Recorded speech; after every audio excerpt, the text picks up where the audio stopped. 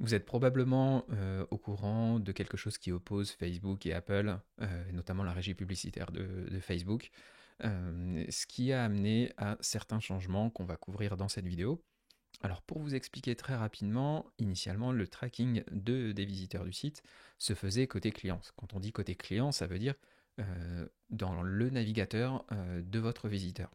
Donc on posait un cookie et on pouvait relire ce cookie, etc., etc., pour pouvoir le suivre à travers différents sites et pouvoir lui reproposer de la publicité ciblée. Il se trouve que Apple a décidé de refuser les cookies de Facebook tout simplement, euh, avant de récupérer finalement un consentement utilisateur. De ce fait-là, les publicités Facebook sont devenues beaucoup moins efficaces. Ce que Facebook a mis en place, c'est une API pour envoyer ces éléments de tracking, non plus côté client, parce que maintenant ils sont bloqués par iOS, mais de les envoyer côté serveur. Voilà, donc c'est un petit peu tout l'intérêt de cette vidéo, c'est comment mettre en place ce tracking, mais côté serveur, en utilisant les nouveaux outils de Facebook. Et du coup, bah, je vous propose tout simplement de découvrir ça dès maintenant. On va partir de zéro. Alors, je ne connais pas par cœur l'interface de Facebook, mais on va voir ça ensemble. On va créer donc un nouveau pixel. Donc, ce qu'on va faire, c'est qu'on va ici cliquer sur Connecter des sources de données. On clique dessus, on sélectionne Web,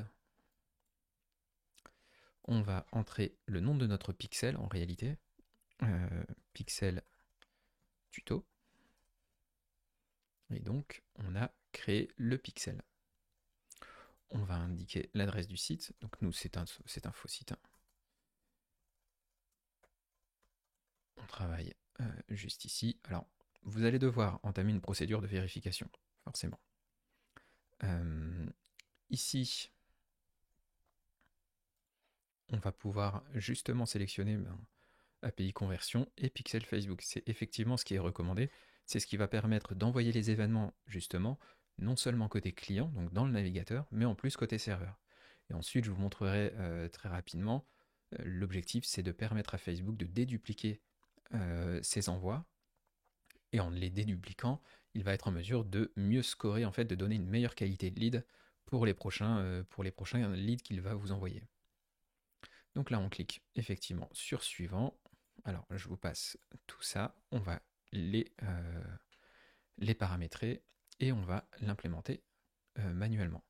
Ici, en réalité, tout ça, on va le fermer parce que nous, ce qui nous intéresse, c'est d'avoir tout ça, mais côté Facebook directement.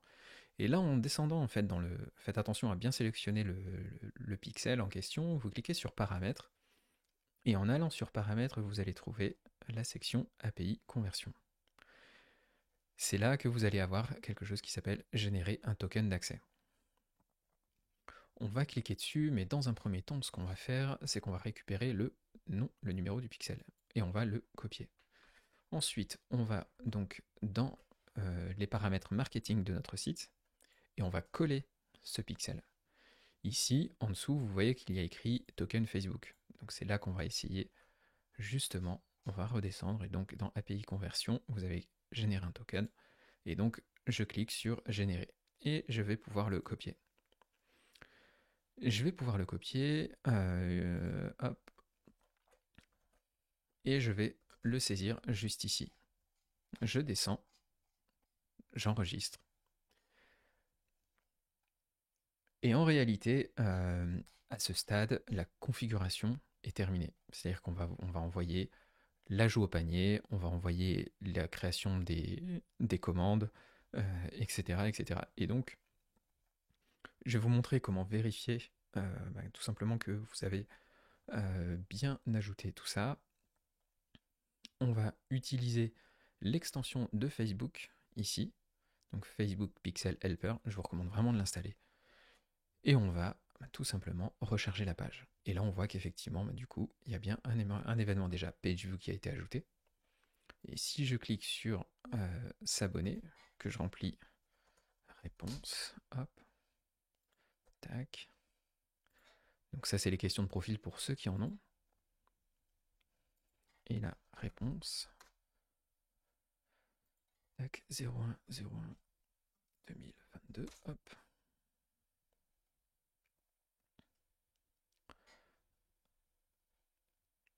Et là, au moment où je vais tout simplement choisir une formule, vous voyez là que par défaut, donc on a toujours le page view, hop, on a effectivement, on a l'ajout au panier qui a été envoyé. Et vous voyez en fait qu'ici, on a ajouté un événement, un event ID, donc c'est un numéro d'événement unique qui va permettre à Facebook de dire ok, j'ai bien reçu, j'ai reçu cet identifiant-là côté navigateur, j'ai reçu la même chose côté client, et donc je suis en mesure de faire la déduplication. Alors, au sein de l'interface de Facebook, vous allez avoir quand même quelques éléments supplémentaires. C'est-à-dire qu'il va vous demander, hop, donc là on va en passer en partie, pixel tuto. Je vais ici cliquer sur terminer la configuration et je vais cliquer sur démarrer. Hop, ici on peut régénérer un nouveau token, mais c'est pas utile. Aperçu du gestionnaire d'événements. Hop, et ben,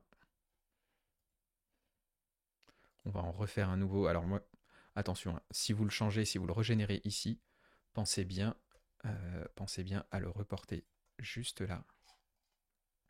Et à nouveau à cliquer sur enregistrer. Sans quoi, de toute façon, l'ajout au panier ne fonctionnera pas. Une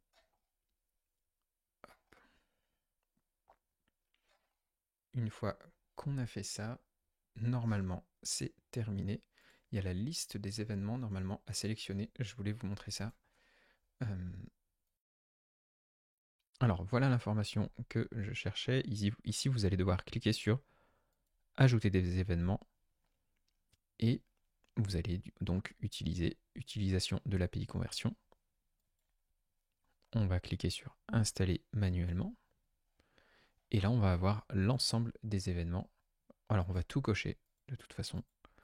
On va cocher l'intégralité parce que de toute façon, on n'est pas à l'abri d'ajouter d'autres types d'événements par la suite. On clique sur continuer. Hop. Et ici, forcément, ID de l'événement. Également, on va le cocher pour dédoublonner.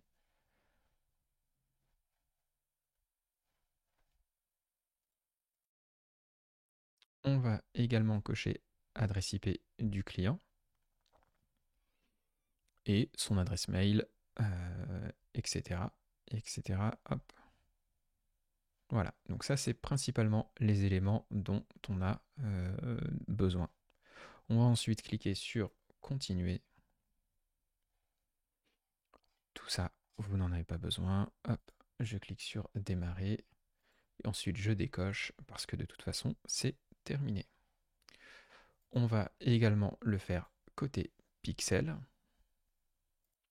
Mais en réalité, côté pixel, de toute façon, ça va se faire automatiquement. Et ici, dans quelques minutes plus tard, vous aurez donc les événements qui vont remonter. Pensez bien aussi également un dernier paramètre, deux derniers paramètres qui sont importants, c'est activer la correspondance automatique avancée. Là, vous pouvez cliquer sur oui et configuration d'événements également. On va ici dans suivre automatiquement les événements sans code. On va cliquer sur oui. Voilà, alors il y a une dernière partie qui concerne la validation DNS. Ici, vous avez donc validé, il va vous demander le site web et de vérifier le domaine. Ça, on a une vidéo juste au-dessus qui couvre ceci. Donc je vous invite tout simplement à vous référer à cette vidéo. Il me reste simplement à vous montrer, alors je vais vous montrer sur quelque chose qui a reçu des événements, quelque chose sur lequel on a un petit peu de matière, mais pour voir un peu les événements qui auront été dédupliqués. Alors il n'y a pas d'activité récente, mais en fait dans cet onglet ici, vous aurez un onglet pour suivre tout ce qui est dédoublonné. Je vais essayer juste un autre. Prospect inscription terminée, peut-être qu'on aura un petit peu plus. Voilà. Déduplication d'événements, donc là forcément l'analyse est en cours. Il faut savoir que l'analyse prend entre 24 et 48 heures, c'est-à-dire que toutes les modifications que vous faites, de toute façon, n'ont un impact visible dans cette section que 24 à 48 heures après, parfois même un petit peu plus. Et je voulais également vous faire un petit warning sur le fait que quand vous utilisez l'API Facebook via BoxRaiser, attention à ne pas utiliser Google Tag Manager. C'est-à-dire que tous les scripts qui sont en lien avec Facebook que vous auriez ajoutés depuis Google Tag Manager, vous devez impérativement tous les supprimer. Sans quoi Facebook BoxRaiser va envoyer des événements à Facebook et en plus Google Tag Manager va essayer d'en envoyer d'autres et vous allez complètement rendre la qualité de vos leads ingérable pour Facebook parce qu'il va croire qu'il fait des choses bien alors que juste vous lui avez envoyé des événements 2 fois par exemple. Donc j'insiste, si vous avez renseigné la clé API dans le back-office qui se trouve juste ici là, pensez à désactiver tout ce que vous auriez fait de custom sur Google Tag Manager parce que sans quoi vous allez avoir des données qui ne seront pas bonnes en fait, tout simplement. Donc, écoutez, je pense que c'est tout pour cette vidéo. C'est très important, à mon avis, de passer par cet élément. Sinon, de toute façon, vous allez avoir, Facebook va avoir l'impression de vous envoyer des leads de qualité, mais finalement, ça ne sera pas le cas. Vous ne pouvez pas utiliser l'intelligence de la régie publicitaire de Facebook sans avoir ça d'installé. Donc, la recommandation, c'est véritablement d'utiliser ça dès maintenant le plus vite possible en fait, pour tous les sites que vous auriez à gérer. Je vous dis à très bientôt.